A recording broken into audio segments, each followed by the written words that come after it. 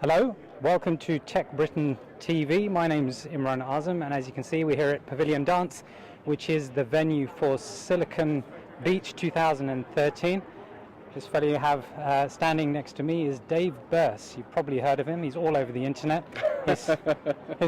His story is quite an eclectic one. If I can give you a few samples, he has been a stand-up comedian, so that's the two of us, a nude model, get rid of those thoughts, a session musician, farmhand, busker, veterinary assistant, dishwasher, breakfast show DJ. I was, yes. Okay, graffiti artist, poet, university lecturer, and all-round not able to stick at one thing at any one time. Pretty much. It's corporate ADD. I mean, it's what to think. I get bored very easily, and I even from advertising. I was in advertising for the best part of 20 years, and just 3 years ago I thought, it's time to do something else. Time to do something else. Well, if Dave decides to walk off in the middle of this, you'll know why. He'll just have got bored and decided this is not for him. So seeing that it's probably safe to say you are a little bit non-conformist, what's driving you at this moment in time? I just get excited about so many things. Having a short attention span is actually, well, to me, being dyslexic and having ADD are incredible blessings.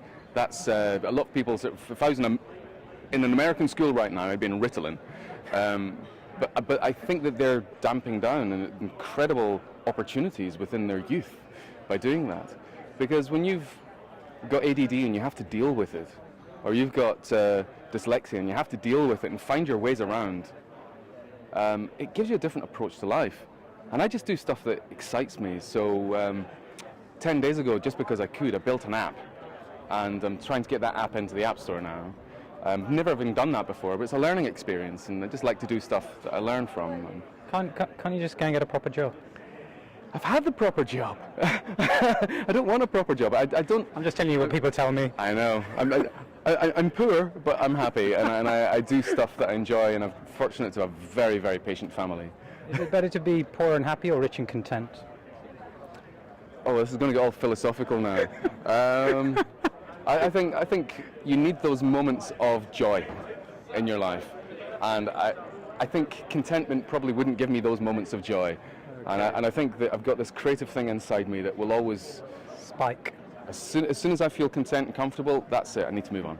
Okay, so seeing that both of us are a bit prone to going for tangents, let's add some structure to this particular interview. So I've been reading about Bernbach. Yes.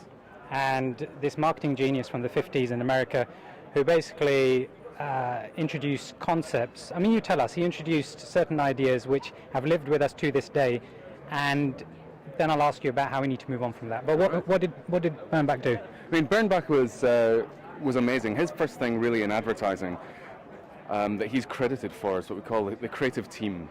Before that, you used to get writers, and you would get people who would do visuals, sort of visualizers, illustrators, and they were in separate floors. So the writers would come up with a headline and some copy and an idea of what it might look like, and it'd all be typed out.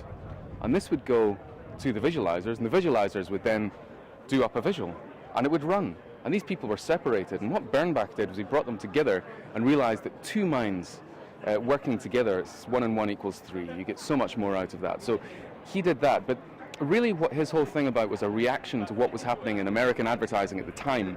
So it was all very sort of nuclear family of, buy a Cadillac. It's that kind of advertising, and it was really cheesy, and people didn't, I think people post-war were getting a bit tired of this and felt that the corporations weren't talking to them. And what Bernbach did was his approach was more like a conversation. And he would be doing stuff that felt as if it's more the voice of the people. It had wit in it. People enjoyed it, and they shared this kind of stuff and talked about it. So in many ways, if we think about what marketers talk about these days, they talk about getting something to spread, about it being social currencies, see if it can go viral. He was doing stuff that in many ways had that approach in the 1950s, because it was pieces of work that would get talked about and would end up getting parodies done of it on TV shows and things. That to me is what viral stuff is. Okay, so if we fast forward 50 years or 60 years, we'll find that these same principles are relevant now as they were then, but you've got a slightly different take on where things should be going and how organizations should work with agencies, really. Not really I mean, I'm paraphrasing it, but not really to do away with agencies, but to take more ownership over the actual message that's being delivered before they engage with agencies. Is that right? Yeah, well, it's kind of, I mean, what I'm about is it's not necessarily about the message. To me, we've got clients have got something they want to do, or big brands, so they've got a problem they're wanting solved. So they go to an advertising agency, but they do that through several layers of people in their marketing department. And then that goes to the advertising agency. It goes through several layers until it gets to the person at the end who's the creative, who's coming up with the idea for stuff. So you've got the person who's got the problem here, you've got all these layers until you get to the person who's coming up with the idea here. So creativity is absolutely divorced from the problem itself. And it's got all these layers of, to be honest, what is relatively mundane process. And it didn't used to be like that. It used to be that when Birnbach was doing this, they would go in to see the clients. The clients are the people who'd be running the company very often, not even a marketing director. The people who are running the company, and the agency goes in, and the creatives would be there, and the creatives would be solving the problem, applying creativity to solve a problem. That problem was generally awareness or more sales or whatever in those days. So we've got this thing now that there's such a separation between the creatives and the people who've got the problem at the top of the company that it's not effective. What we need to do is get the creative thinking back up here, and it's when you put the creative thinking there, it might be that you solve the problem through creativity, not by using advertising at all. It might be that you're changing the product in some way, which is actually the main thing that companies need to do these days, brands, because their products aren't necessarily good enough in the marketplace, and we know that advertising is the tax you pay in having a bad product.